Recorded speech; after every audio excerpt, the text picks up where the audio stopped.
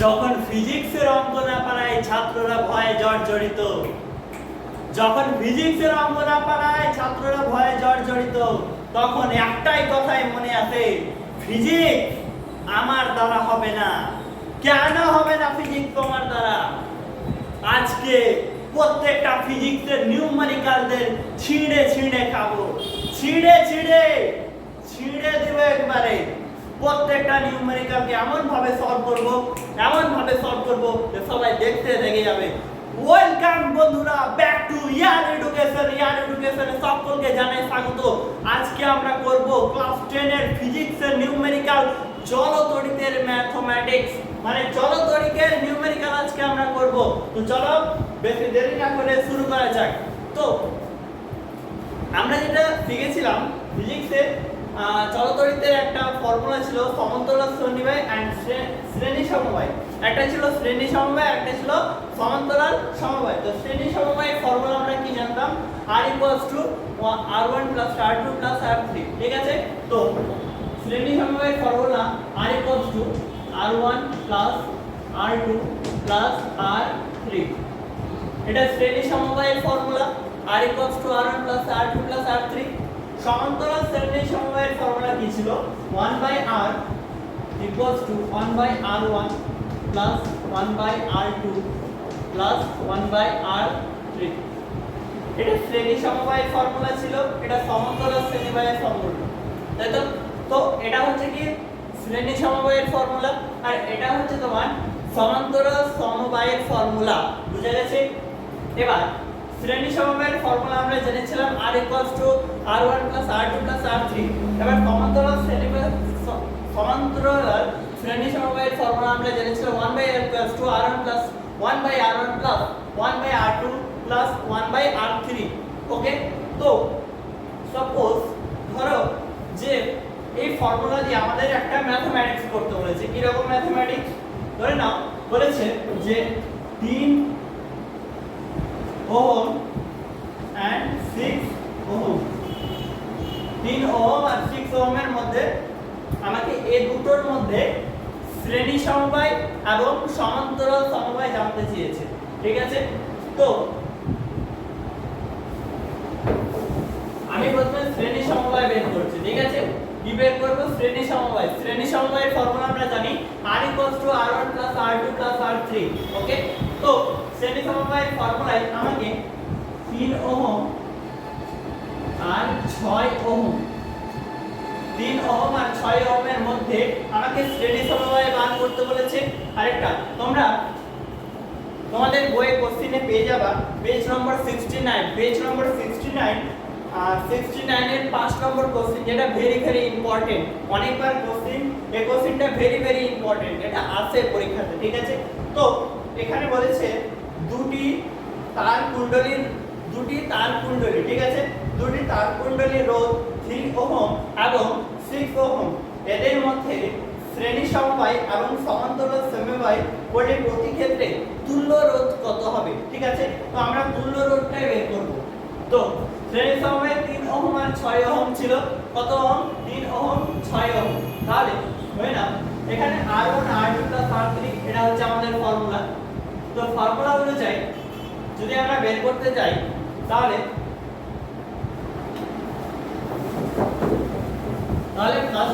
First কি হবে জানছো? এখানে হবে r1, একটা হবে তোমার r1, এটা হচ্ছে শ্রেণী সমবায়। r1 হচ্ছে কি শ্রেণী সমবায়। তাহলে r1 বের করতে গেলে 3 প্লাস 6, 3 প্লাস 6, এটা r1 ইকুয়ালস টু কত পাচ্ছি আমরা? ইকুয়ালস টু পাচ্ছি 9। এটা হচ্ছে শ্রেণী সমবায়। ঠিক আছে, এটা হচ্ছে শ্রেণী সমবায়ে বের করলাম, মানে r1 ইকুয়ালস টু না r equals to r1 plus r2, দুটো ছিল তার জন্য আমরা দুটো করেছি। ওকে, তো ইকুয়ালস টু 9 বের হবে। এবার যদি সমান্তরাল শ্রেণীবায় করতে যাই তাহলে সমান্তরাল শ্রেণীবায় আমরা কি জানি? আমরা সমান্তরাল শ্রেণীবায় জানি 1/r 1/r2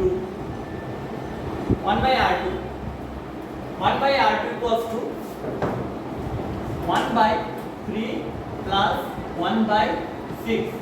ওকে, তো 1/3 প্লাস 1/6 এটা এসেছে 1/3 প্লাস 1/6। তাহলে এটাকে আমি এইভাবে সলভ করতে পারি। এবার যদি এর লসাগু করা যায় তাহলে 6 আর 3 হয়ে যাচ্ছে 18, 18 আর এখানে করলে হয়ে যাচ্ছে 6 প্লাস 3, এটা আসছে। এবার নিচে চলে আসছে তোমার 18 এবং উপরে কত হচ্ছে দেখো 6 আর 3 এ কত হয় 9, 9 হলো আর 9 2 এ 18, এটা গেল ইকুয়াল টু 2 অ্যানসার।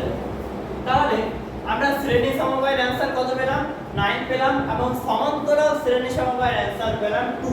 তো এইভাবে অঙ্কগুলো করতে হবে, বুঝা গেছে? এইভাবে প্রত্যেকটা অঙ্কগুলো করতে হবে। আমাদের এই তড়িৎ সমবায়ের অঙ্কগুলো যত আছে সব এইভাবে সলভ করতে হবে, বুঝা গেছে? তাহলে আমরা কি করলাম R1 এর ক্ষেত্রে শ্রেণী সমবায় বের করলে আমরা এটা করব আর শুধু R1 এর ফর্মুলা ফেলবো। এবার যদি আমাকে সমান্তরাল শ্রেণীবায় কিসের শ্রেণীবায় সমান্তরাল শ্রেণীবায়ের ফর্মুলা জানতে চাই তখন আমরা 1/r এর ফর্মুলা ফেলবো। ঠিক আছে, কি ফেললাম কি দেওয়া ছিল 3 ওহম 6 ওহম, ঠিক আছে 6 ohm sorry 3 ohm and 6 ohm দুটো দেওয়া আছে, মানে 3 ওহম আর 6 ওহম দেওয়া ছিল। তাহলে 1/r 1/3 প্লাস 1/6 এটাই তো দেওয়া আছে, তাই না? তো এটা করার ক্ষেত্রে আমরা কি জানি এটার ক্ষেত্রে আমাদের লসাগু যাচ্ছে, লসাগু দিয়ে দিলাম, তবে যেভাবে নামালাম এবার কাটাকাটি করলাম, এবার চাইলো 2 অ্যানসার এলো। ঠিক আছে, তো এইভাবেই করতে হবে। ঠিক আছে, এন্ড এই অঙ্কটা হয়ে গেল। তাহলে এখানে আমরা r2 2 পেলাম কত r2 2 পেয়ে গেলাম 2, এটা অ্যানসার পেলাম r2 2। এবার এখানে তোমরা অতএব দিয়ে লিখে দিবা, এটা অঙ্ক করার পর তোমরা এখানে অতএব দিয়ে লিখে দিবা যে কুণ্ডলীর সমান্তরাল সমবায়, লিখে দিবা কুণ্ডলীর সমান্তরাল সমবায়ের তুল্য রোধ হলো 2 ওহম। ঠিক আছে, লিখে দিবা কুণ্ডলীর সমান্তরাল সমবায়ের তুল্য রোধ হলো 2 ওহম। তাহলে আমাদের এইভাবে অঙ্কটা হয়ে গেল। ঠিক আছে, বুঝে গেছে? হ্যাঁ, তো বুঝে গেছে। এবার এটা তোমরা টুকে নাও, আমি মিটিয়ে দিচ্ছি। ওকে,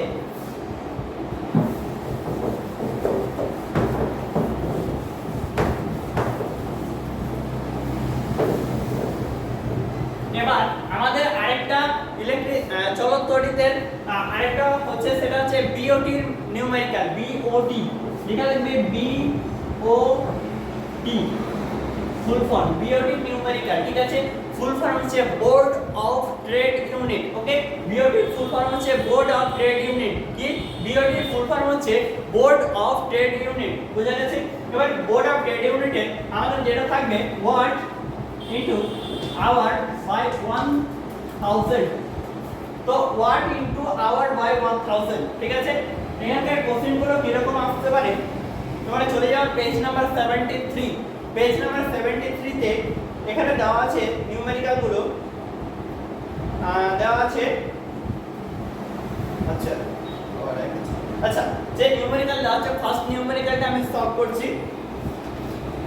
ঠিক আছে, ফার্স্ট নিউমেরিক্যালটা সলভ করব। ওকে, তো ফার্স্ট নিউমেরিক্যাল বলে দিয়েছে একটি বাড়িতে 400 ওয়াট এর একটি রেফ্রিজারেটর প্রত্যেক দিন 7 ঘন্টা চললে প্রতি কিলোওয়াট আওয়ারে খরচে 6 টাকা হলে 30 দিনের রেফ্রিজারেটরের দ্বারা ব্যয়িত শক্তি কত হবে?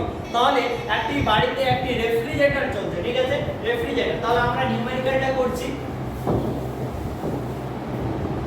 তো নিউমেরিক্যালটা কেমন হবে দেখে নাও। তো আমরা যেটা করেছিলাম কিলোওয়াট ঘন্টা আওয়ার ওটা করতে যাব। ঠিক আছে, তাহলে এখানে বলে দিয়েছে আমাদের, যেগুলো আমাদের বলে দিয়েছে সেগুলো আমরা লিখব। কত ওয়াট বলে দিয়েছে? 400 ওয়াট বলে দিয়েছে। কত? 400 ওয়াট, এটা একটা বলে দিয়েছে। আরেকটা বলে দিয়েছে আমাদের 7 ঘন্টা চলে। কত ঘন্টা চলে? 7 আওয়ার। 7 আওয়ার, HOUR 7 আওয়ার, 7 ঘন্টা চলে। আর কি বলে দিয়েছে? যে কিলোওয়াট আওয়ারে, মানে আমাকে বলে দিয়েছে কিলোওয়াট আওয়ারে খরচ 6 টাকা হলে, কত টাকা? 6 টাকা। 6 টাকা হলে কিলোওয়াট আওয়ারে 6 টাকা হলে, কিলোওয়াট আওয়ারে কি 6 টাকা হলে 30 দিনে রেফ্রিজারেটরে কতখানি শক্তি ব্যয় করতে পারবে? তাহলে 6 টাকা হলে 30 দিনে কত জানতে চেয়েছে 30 দিন, 30 দিনে জানতে চেয়েছে। আমাদের এটাই বের করতে হবে। আমরা কি করব, ওয়াট আওয়ার আর 30 দিন, এটা বলে দিয়েছে আমাদের। কত টাকা খরচ হয়, 6 টাকা খরচ হয়। কত, 6 টাকা খরচ হয়, এটা আমাদের বলে দিয়েছে। এবার আমরা সলভ কিভাবে করব, সলভ করার আগে তোমরা এখানে লিখে নিবে কয়েকটা ভাষা, ঠিক আছে? কি ভাষা লিখবো ওটা আমি বলে দিচ্ছি। লিখবা 30 দিনে রেফ্রিজারেটরের দ্বারা মোট ব্যয়িত শক্তির খরচ। 30 দিনে রেফ্রিজারেটরের দ্বারা, 30 দিনে রেফ্রিজারেটরের দ্বারা মোট ব্যয়িত খরচ লিখবা এটা 4000, 400 না 4000 আছে, 400 ইনটু 7 আওয়ার, মানে 7 ইনটু 400 ইনটু 7 ইনটু 6 টাকা বলে যে 30 দিন। তো এখানে তোমরা এই 30 দিনের এটা 30 লিখবা, ওকে? বুঝে গেল? 30 দিনে 30 লিখবা। তো এটা কি হলো, এবার যদি গুণ করো তাহলে কত হচ্ছে দেখে নাও। এবার গুণ করলে তোমরা পেয়ে যাবা WH watt hour equals to, গুণ করলে তোমরা পেয়ে যাবা WH watt hour equals to 84 কয়টা শূন্য আছে দেখো, দুটো আর একটা তিনটা শূন্য। তাহলে আমরা বুঝতে পারলাম যে এত হচ্ছে, এত টাকা খরচ হচ্ছে কি WH, মানে ওয়াট আওয়ারে আমাদের খরচটা হচ্ছে এত টাকা। এবার যদি কিলোওয়াট আওয়ারে যখন আমরা করব, আমরা কি বলেছিলাম কিলোওয়াট আওয়ার, তো আমি কি বলেছিলাম কিলোওয়াটে যখনই করব সিম্পল শুধু 1000 দিয়ে ভাগ করে দেব। কত করব, 1000 দিয়ে ভাগ। যদি এটাকে কিলোওয়াট আওয়ারে করি তাহলে এটা হয়ে যাবে, যদি 1000 দিয়ে যদি ভাগ করি তাহলে 00 কেটে যাবে 1000, তাহলে 3 কেটে যাবে, শুধুমাত্র 84 থাকবে। বুঝা গেল? শুধুমাত্র 84 থাকবে। তাহলে আমরা এখানে দেখতে পেলাম যে ওয়াট আওয়ারে হচ্ছে 44000 টাকা, 84000 টাকা হচ্ছে ওয়াট আওয়ারে। কিলোওয়াট আওয়ারে কত হচ্ছে, অনলি ফর 84 টাকা। বুঝা গেছে? এবার বলেছে 30 দিনের রেফ্রিজারেটর দ্বারা। এবার তোমরা নেক্সট পয়েন্টে লিখবা, এখানে লিখবা নেক্সট পয়েন্ট, ওকে? লিখবা 30 দিনের রেফ্রিজারেটরের দ্বারা ব্যয়িত শক্তির জন্য মোট খরচ। 30 দিনের রেফ্রিজারেটরের দ্বারা ব্যয়িত শক্তির মোট খরচ মানে আমাদের এটা কি একদিনে হচ্ছে, একদিনে খরচ হচ্ছে কত, এত, তাই তো? একদিনে হচ্ছে কত টাকা, 6 টাকা। একদিনে হচ্ছে 6 টাকা, আর 30 দিনে হচ্ছে এত টাকা। বুঝা গেল? ভালোভাবে বুঝবা।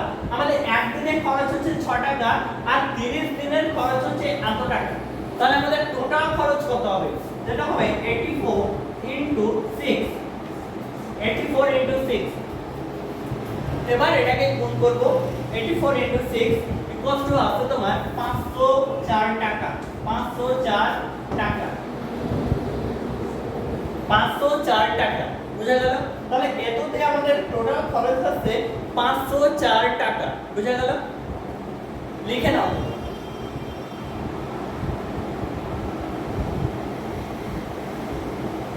লিখে নিয়েছো? এবার নেক্সট অঙ্কটা করব।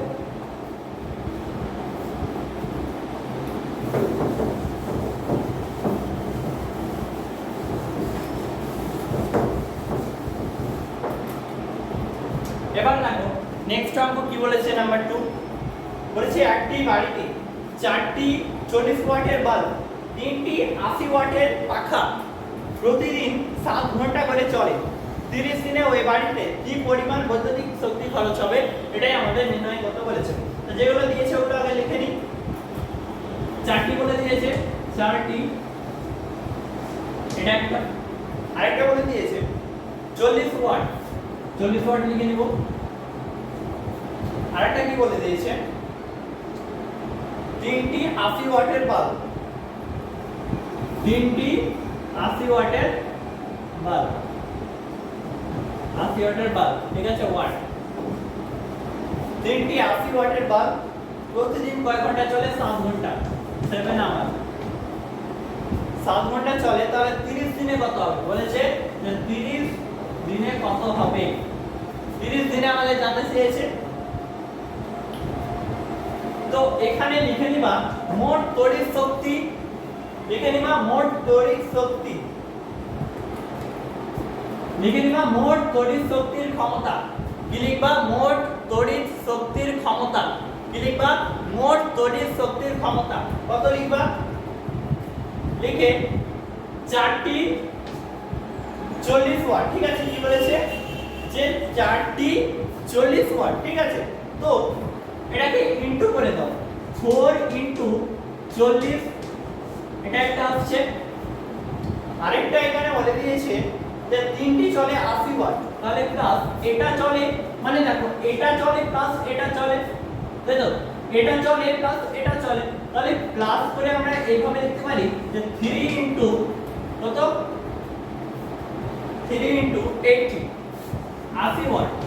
ঠিক আছে, তো এটা প্লাস এটা দুটোই তো একসঙ্গে, তাই না?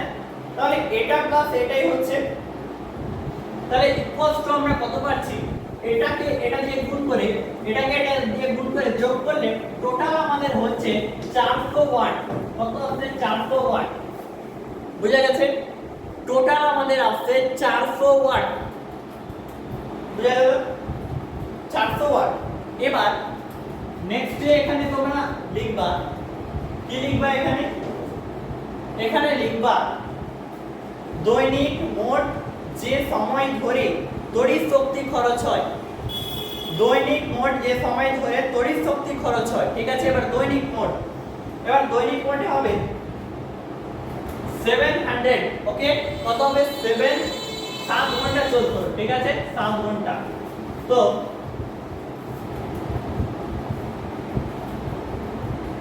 7 ইনটু কত? 30। তো 30 লিখে দেবো। 7 ইনটু 30। ঠিক আছে, দুটো ছিল, দুটো করে দেবো। 7 ইনটু 30 কি বলে দিয়েছে? হচ্ছে খরচ হয় 7 ইনটু 30। এটা কি? এটা আওয়ার। 7 ইনটু 30 এটা হচ্ছে আমাদের আওয়ার। আন্ডারস্ট্যান্ড? বুঝা গেছে? এটা হচ্ছে আমাদের আওয়ার। তাহলে 7 ইনটু 30 এটাকে হচ্ছে আমাদের আওয়ার। বুঝা গেল? ব্র্যাকেট করে দিবা, আওয়ার হয়ে গেল। তাহলে ইকুয়ালস টু কত পাচ্ছি? ইকুয়ালস টু পাচ্ছি 210 আওয়ার।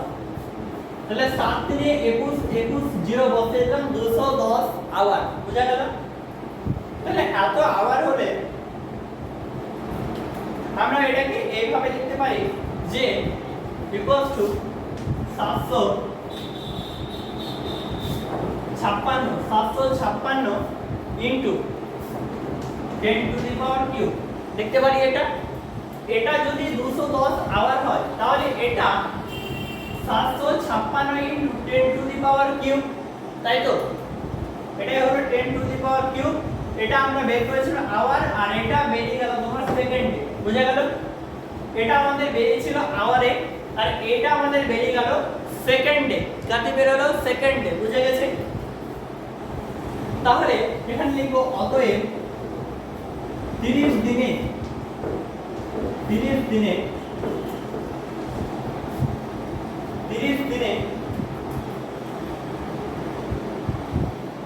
তড়িৎ শক্তি মোট তড়িৎ শক্তি খরচ, তড়িৎ শক্তি মোট তড়িৎ শক্তি খরচ, মোট তড়িৎ শক্তি খরচ পুরো লিখে দেবা। মোট তড়িৎ শক্তি খরচ পুরো লিখে দেবা। এটা কত? 400 ইনটু এটা 756 into 10 to the power cube. Okay, এটা তাহলে এই পুরোটা যে আমরা লিখলাম, এই পুরোটা কাটি কনভার্ট হলো জানছো? এই পুরোটা আমাদের জুলে কনভার্ট হলো। কি? জুল। পুরোটা আমাদের জুলে কনভার্ট হলো। জুল। আন্ডারস্ট্যান্ড? পুরোটা আমাদের জুলে কনভার্ট হলো। কত জুল? টোটাল 3.02।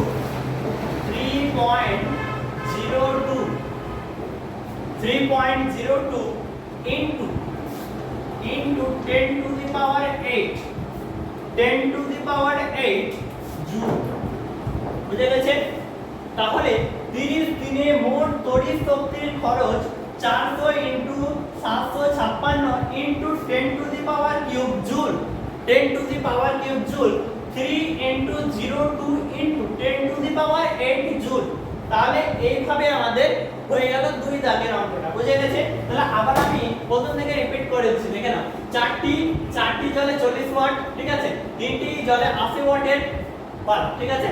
7 ঘন্টা চলে 30 দিনের বের করতে বলেছে। তাহলে আমরা যেভাবে করলাম ওভাবে করলাম, মানে এটা ইনটু এটা, তো এটা ইনটু এটা, তাই তো? এটা কি দুটো তো যোগ করতে হবে না, তাহলে যোগ করে দিলাম ইকুয়ালস টু বের হলো 400 ওয়াট। এবার এত দিয়ে এত যখন আমরা গুণ করছি আসছে কত 30 ইনটু 7 কে আবার করলে আমরা পেয়ে যাচ্ছি 210 আওয়ার, তাই তো? কত পাচ্ছি 210 আওয়ার। এবার 210 আওয়ার আর এখানে বাকিটুকু যে কোনো বেঁচে থাকছে বাকিটুকু সেটা হচ্ছে 756 ইনটু 456 ইনটু 10 টু দি পাওয়ার 3 কি সেকেন্ড। এটা আমরা আওয়ারে বের করেছিলাম, এটা আমরা সেকেন্ডে বের করলাম। বুঝে গেল? এবার এই সব থেকে সেকেন্ড আওয়ার আর সেকেন্ড দুটো থেকে আমরা মিলিয়ে যেটা পেলাম সেটা হচ্ছে জুল। জুলে বের করে আমাদের টোটাল যেটা উত্তর হলো সেটা হচ্ছে 3.02 into 10 to the power 8 joule. বুঝে গেছে? 10 টু দি পাওয়ার 8 জুল। বুঝে গেছে? এবার এটা তোমরা লিখে নাও। এবার আমি এটাকে মিছিয়ে দিচ্ছি, পরেরটায় যাচ্ছি।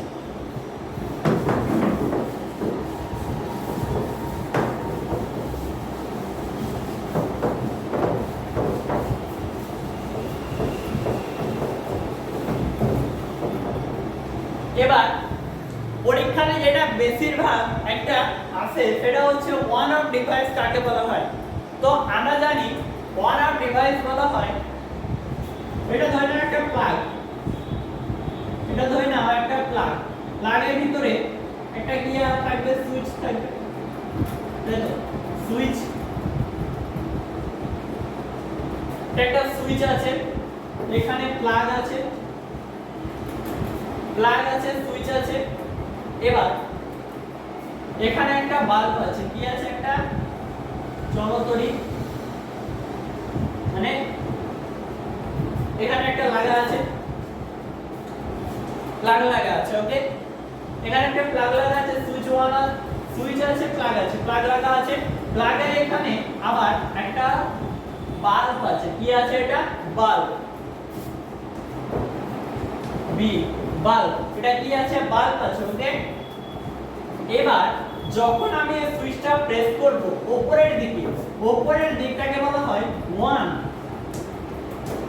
আর নিচের দিকটাকে বলা হয় অফ। আন্ডারস্ট্যান্ড? বুঝে গেছে? তো উপরের দিকটাকে বলবো অন এবং নিচের দিকটাকে বলবো অফ। যখন আমরা এটাকে অন করব তখন এটা কি হবে, জ্বলে উঠবে, এইভাবে আলো দিবে, রশ্মি দিবে, আলো দিবে, যখন এটাকে আমি অন করব তখন রশ্মি দিবে, আলো দিবে। যখন এটাকে আমি অফ করব তখন এগুলো সব কি হবে, নিভে যাবে, বন্ধ হয়ে যাবে, তাই তো? বন্ধ হয়ে যাবে। তখন এইটাকে বলা হয় ওয়ান অফ ডিভাইস। মানে আমরা বুঝতে পারলাম যে সুইচ, এটা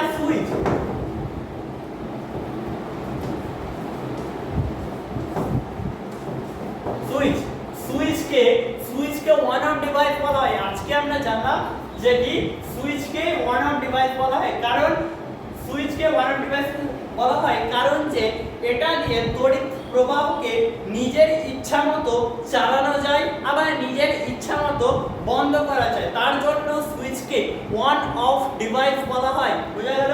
তার জন্য সুইচকে ওয়ান অফ ডিভাইস বলা হয়। বুঝা গেছে? তো আজকের আমাদের লেকচার এখান পর্যন্তই। যদি ভিডিওটি ভালো লেগে থাকে তো একটি লাইক করে দিও এবং চ্যানেলে নতুন হয়ে থাকলে সাবস্ক্রাইব করে দিও। এবং ফিজিক্সের যতগুলো নিউমেরিক্যাল আছে সব আমাদের চ্যানেলে প্লেলিস্ট করে চ্যাপ্টার ওয়াইজ দেওয়া আছে, ওকে? তো তোমরা গিয়ে দেখতে পারো। আমরা নেক্সট ভিডিওতে আসবো, আবার দেখা হবে, বাই।